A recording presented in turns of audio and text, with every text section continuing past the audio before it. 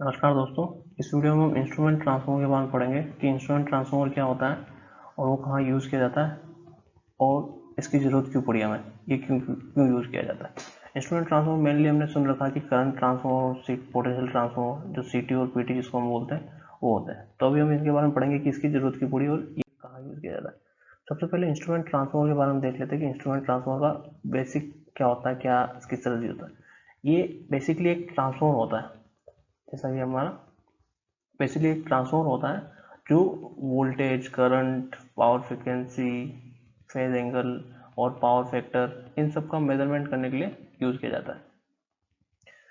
ये क्या करता है, सिर्फ ऐसी क्वांटिटी को ही मेजर करता है। डीसी के लिए इसको यूज नहीं किया जाता है, सिर्फ ऐसी क्वांटिटी को यूज किया, क्योंकि हमने पढ़ रखा है कि ट्रांसफॉर्मर हमेशा ऐसी पे वर्क करता है, इसलिए इसको ऐसी क्वांटिटी की मेजर करने के लिए यूज किया जाता है। एक्चुअल में ये कोई मेजरिंग डिवाइस नहीं होता, ये सिर्फ एक मीडिएटर होता है जो क्या करता है, हाई वोल्टेज या हाई करंट को लो वोल्टेज या लो करंट में चेंज कर लेगा, ताकि हम उसको आसानी से मेजर कर सकें। क्योंकि जब भी जहाँ पे हाई करंट होगी और हाई वोल्टेज होगा तो उसको मेजर करना हमारे लिए बहुत डेंजरस हो जाएगा, इसलिए हमें कुछ ऐसी इंस्ट्रूमेंट की जरूरत पड़ी, ऐसा ट्रांसफॉर्मर या ऐसा कोई इक्विपमेंट जो हमारी इस हाई वोल्टेज और हाई करंट को इतना कम कर दे कि हम उसको आसानी से मेजर कर सकें। तो इसलिए हमें इंस्ट्रूमेंट ट्रांसफॉर्मर की जरूरत पड़ी, ताकि वो हमारा हाई वोल्टेज हाई करंट को कम कर दें। और दूसरी चीज़ ये है कि अगर हम ये लगा देंगे तो हमारे जो मीटर्स और रिले होंगे वो हमारा लो करंट और लो वोल्टेज साइड में लगे होंगे, तो उसका मेंटेनेंस करना हमारे लिए आसान हो जाएगा। अगर वही चीज़ हाई वोल्टेज हाई करंट पे होगा तो हम उसको टच भी नहीं कर सकते, उसका मेंटेनेंस करना, उसको चालू लाइन पे, मतलब जो चार्ज लाइन पे काम करना, उसके लिए बहुत हमारे लिए मुश्किल और डेंजरस हो जाता है। तो ये भी हमारे लिए फिजिबल हो जाता है। एक्चुअली मेनली दो प्रकार के इंस्ट्रूमेंट ट्रांसफॉर्मर होते हैं जो हमने सुन रखा है, सीटी और पीटी। एक होता है करंट ट्रांसफॉर्मर जिसको हम सीटी भी बोलते हैं, और ये दूसरा होता है पोटेंशियल ट्रांसफॉर्मर जिसमें पीटी भी होते हैं। सीटी क्या करता है, करंट को डाउन स्टेप डाउन करता है, और पीटी पोटेंशियल यानी कि वोल्टेज को स्टेप डाउन करता है। तो अभी हम देखते हैं कि सीटी क्या होता है और कैसे काम करता है। सीटी, जिसको हम करंट ट्रांसफॉर्मर बोलते हैं, ये क्या करता है कि step down the current, current को स्टेप डाउन करता है, मतलब कि हाई करंट को लो करंट में चेंज कर लेगा। इसमें क्या होता है कि नंबर ऑफ टर्न्स जो होते हैं प्राइमरी साइड में ज़्यादा होते हैं और प्राइमरी साइड में नंबर ऑफ टर्न्स कम होते हैं और सेकेंडरी साइड में ज़्यादा होते हैं। जैसे इस तरह से ये होता है हमारा ट्रांसफॉर्मर, जिसमें प्राइमरी साइड में कम टर्न्स होंगे और सेकेंडरी साइड में ज़्यादा होंगे। जैसे हम देखे थे, जैसे N1 नंबर ऑफ टर्न्स है हमारा प्राइमरी साइड में और सेकेंडरी साइड में N2 है, और ये हमारी सेकेंडरी साइड में I2 करंट फ्लो हो रही है और प्राइमरी साइड में हमारी I1 करंट फ्लो हो रही है। तो अगर हमें ये देखना होगा तो ये रेशियो किस तरह से होगा, N1 upon N2 equal to हो जाएगा हमारा I2 अपॉन I1। अब हमें सेकेंडरी साइड में जो I2 है वो कम चाहिए। अगर I2 हमें कम चाहिए तो हमें क्या चाहिए कि N1 जो होगा, जो प्राइमरी साइड का वो टर्न्स है, वो कम होना चाहिए और N2 ज़्यादा होना चाहिए, ताकि हमारा I2 हमें कम मिले। तो उसी तरह से होता है कि इसमें प्राइमरी साइड में नंबर ऑफ टर्न्स बहुत कम होते हैं और सेकेंडरी टाइम्स पे नंबर ऑफ टर्न्स ज़्यादा होते हैं। वो किस हिसाब से डिसाइड किया जाता है कि आपको करंट कितना, किस रेशियो में चाहिए, कितना करंट चाहिए। जैसे हमारा अगर प्राइमरी साइड में 100 एम्स करंट फ्लो हो रहा है और सेकेंडरी साइड में हमें चाहिए कि 1 एम्स, तो हमें क्या करना होगा कि सेकेंडरी साइड का जो करंट है 1/100 ये हो जाएगा अपना, मतलब कि जो हमारा N1/N2 रहेगा वो हो जाएगा 1/100, मतलब कि हमारा प्राइमरी साइड में 1 टन्स रहेगा तो सेकेंडरी साइड में हमारा 100 टन्स रहेंगे। इस तरह से इसका होता है। मैं थोड़ा मिटा देता हूँ ताकि हमारा आगे पढ़ने में हमें आसानी रहे। ये हमेशा सीरीज में कनेक्ट किया जाता है। सीरीज में कनेक्ट क्यों किया जाता है, जैसे ये हमारा एक फेज, एक लाइन जा रहा है, इस लाइन का हमें करंट मेजर करना है, तो इसको इस तरह से कनेक्ट किया जाता है।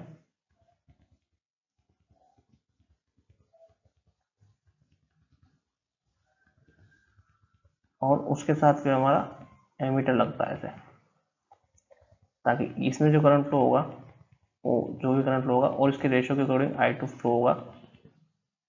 तो इस तरह से इसका कनेक्शन होता है कि सेकेंडरी साइड में हमेशा ज़्यादा टर्न्स होंगे, प्राइमरी साइड में कम टर्न्स होंगे। और ये सीरीज में कनेक्ट होता है। मोस्टली हम इसकी सीटी की जो सेकेंडरी होती है उसको 1 एम्स या 5 एम्स रखते हैं, क्योंकि ये हमारे जो मोस्टली रिलेज और मीटर्स वगैरह जो डिज़ाइन किए जाते हैं वो इसके अकॉर्डिंग किए जाते हैं, जिसका इनपुट 5 एम्स होगा या फिर 1 एम्स होगा, इसके अकॉर्डिंग हमारे डिज़ाइन किए जाते हैं। तो मोस्टली उसका आउटपुट ऐसा ही रहेगा। मैं पहले आपको यहाँ पे दिखा देता हूँ कि सीटी किस तरह से कनेक्ट होता है।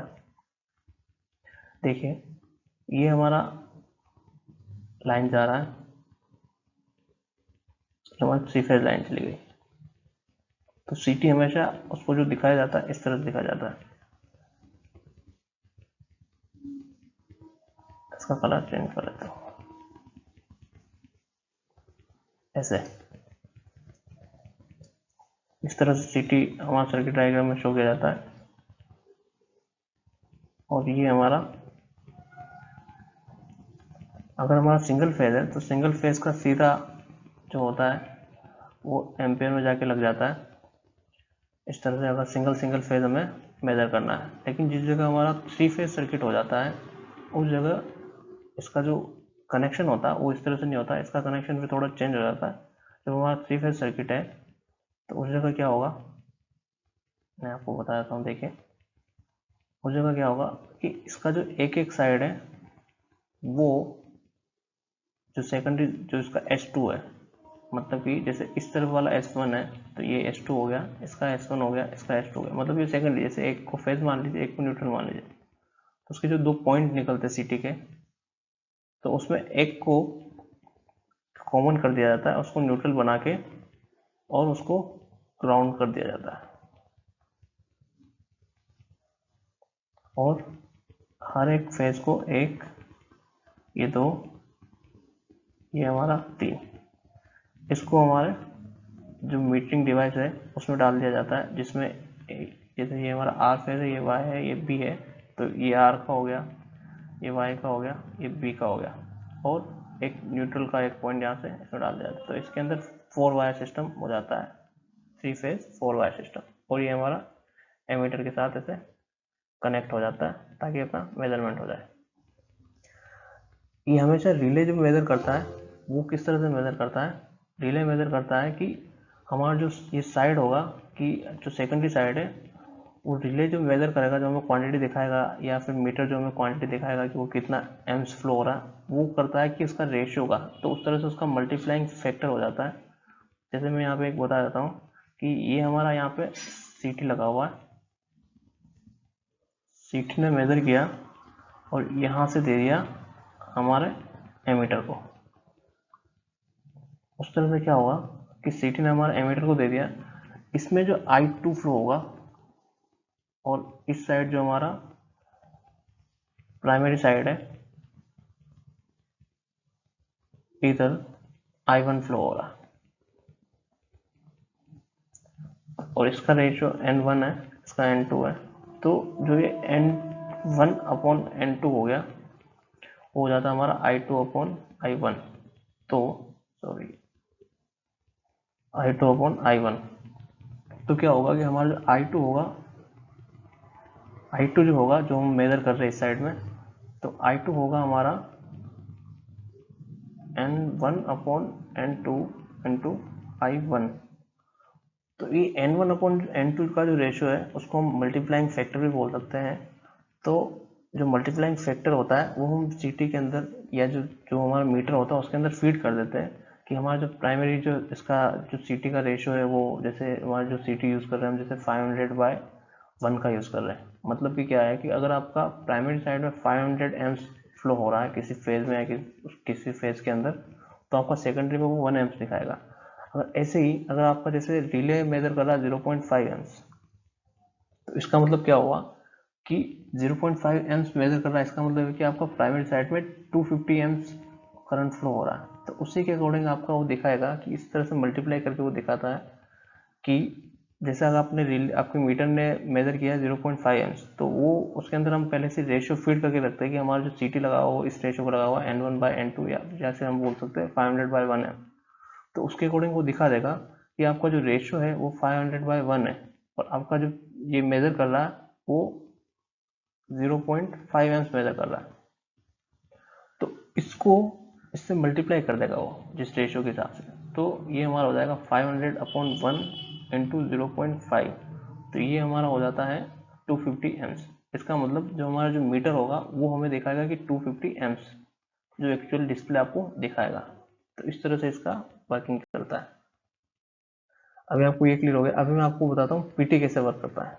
पीटी जो होता है उसको हम पोटेंशियल ट्रांसफार्मर बोलते हैं।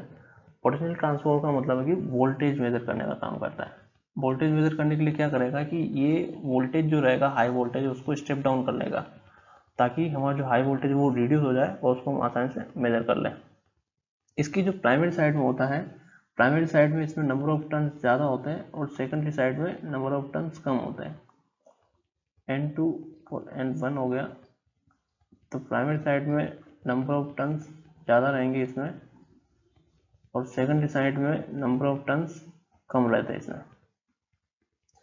इसका वो होता है V1/V2 जो रहेगा वो रहेगा N1/N2। अगर हम जैसे V2 हमें सेकेंडरी साइड में चाहिए, तो V2 अगर हमें कम चाहिए तो हमारा N2 जो होगा वो कम होना चाहिए और N1 ज़्यादा होना चाहिए, तो उसी के हिसाब से हमें V2 कम मिलेगा। तो इस तरह से इसका रेशियो रहता है। और ये हमेशा पैरेलल में कनेक्ट किया जाता है। पैरेलल में कनेक्ट किस तरह से किया जाता है कि जो हमारा एमिट जो सीटी जो हमने पढ़ा था वो सीटी हमारा सीरीज में कनेक्ट किया जाता था, उसका हमने आपको दिखा दिया कि किस तरह से कनेक्ट किया जाता है। और ये किया जाता है पैरेलल में कनेक्ट। ये पैरेलल में कनेक्ट ऐसे किया जाता है कि जैसे ये हमारा फेज जा रहा है, सॉरी अभी मैं आपको एक ही फेज से बताता हूँ। ये हमारा फेज जा रहा है, ये फेज है, उसके साथ इसको, ये इसकी प्राइमरी वाइंडिंग हो गई, इधर V1 है और इसका ये ग्राउंड किया जाता है, और फिर उसकी सेकेंडरी साइड जिसका N2 होता है इसमें V2 मेजर होता है। इस तरह से इसका होता है कि जो फेज है इसका एक पॉइंट फेज से कनेक्ट होता है, दूसरे पॉइंट को उसकी जो दूसरे जो जो वाइंडिंग का दूसरा पॉइंट है उसको ग्राउंड कर लिया जाता है, और इस तरह से ये मेजर करता है। और ये वाला जो आपका होता है वो वोल्ट मीटर के साथ लग जाता है, जो आपको एक्चुअली मेजर करता है।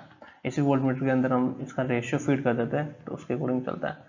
मोस्टली इसका जो सेकेंडरी आउटपुट होता है वो 110 वोल्ट होता है, क्योंकि हमारे जो रिले मीटर जो भी डिज़ाइन किए जाते हैं वो इस अकॉर्डिंग किए जाते हैं कि उसके अंदर 110 वोल्ट फीड किया जाता है। अभी हम देख लेते हैं कि हमारी किस तरह से सिंगल फेज में किस तरह से कनेक्ट होता है। जैसे हमारी एक सिंगल फेज लाइन जा रही है, इसका हमें वोल्टेज मेजर करना है, तो इस तरह से हमारा ये ऐसे कनेक्ट होता है उसके साथ पैरेलल में। ये इसकी N1 हो गया और ये इसकी सेकेंडरी हो गई, इसमें N2 आ गया, और वो कनेक्ट होता है हमारे वोल्ट मीटर के साथ। इस तरह से ये हमारा कनेक्ट होता है। जो प्राइमरी साइड होती है उसका एक पॉइंट उसके लाइन के साथ कनेक्ट होता है और दूसरा पॉइंट ग्राउंड होता है। इसको हम शंट कनेक्शन भी बोल सकते हैं, क्योंकि शंट ऐसे कनेक्ट होता है, पैरेलली कनेक्ट होता है। और फिर ये इसका सेकेंडरी साइड है वो वोल्ट मीटर के साथ ऐसे कनेक्ट हो जाता है। तो जैसे अगर हमारे लाइन के अंदर वोल्टेज आ रहा है 11,000 और हमें चाहिए कि हमारी सेकेंडरी साइड में वोल्टेज कितना मिल आएगा, तो वो डिसाइड करेगा कि आपका रेशियो क्या है। जैसे हम मैक्सिमम रखते हैं कि हमारे सेकेंडरी साइड में 110 वोल्ट होना चाहिए, तो उसी के अकॉर्डिंग हम देखते हैं। तो जो प्राइमरी साइड में 11,000 है और सेकेंडरी साइड में 110 चाहिए, तो हमने इसका फॉर्मूला है कि V1/V2 इक्वल टू N1/N2। तो हमारा जो V1 है वो 11,000 है, तो 11,000/V2 जो है 110 वोल्ट है, इक्वल टू N1/N2। तो इससे हमारा रेशियो आ गया कि इसका रेशियो क्या रहेगा, इसका रेशियो रहेगा 100/1। मतलब कि आपका प्राइमरी साइड में 100 टन्स रहेंगे तो सेकेंडरी साइड में 1 टन्स होगा, तब आपका ये इस तरह से मेजर कर लेगा। इस तरह से इसका होता है, और सिंगल फेज का कनेक्शन इस तरह से होता है। अभी मैं बताऊंगा आपको कि 3 फेज अगर हमारा है तो 3 फेज का कनेक्शन किस तरह से होगा।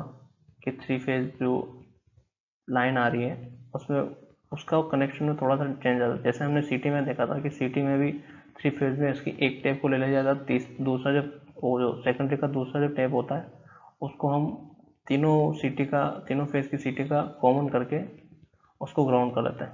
उसी तरह से इसमें भी होता है कि जैसे मेरी यहाँ पे 3 लाइन जा रही है,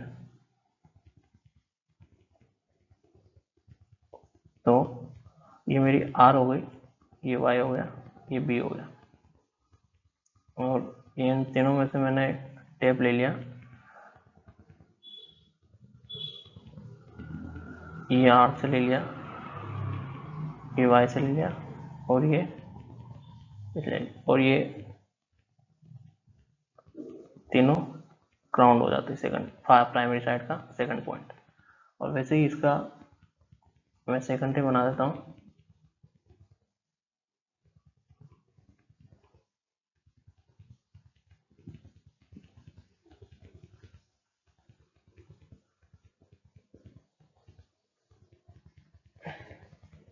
और ये ग्राउंड हो जाता है, ये न्यूट्रल बन गया हमारा।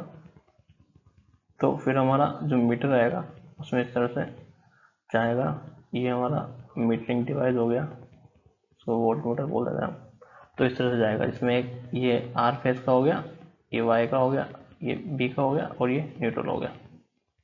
इस तरह से इसका कनेक्शन होता है। इसका जो सेकेंडरी साइड का एक एक पॉइंट कॉमन करके जो S2 होता है, जैसे इधर S2 है, ये S1 है, ये S2 है, ये S1 है, ये S2 है, ये S1 है। इस तरह से ये सेकेंडरी का जो S2 है उन सबको कॉमन करके ग्राउंड कर लिया जाता है। इस तरह से इसका कनेक्शन होता है। और बाकी आपको मैंने बता ही दिया कि इसका मल्टीप्लाई जो वोल्टेज है वो एक्चुअल वोल्टेज कैसे निकलता है। तो इस तरह से इसका कनेक्शन होता है।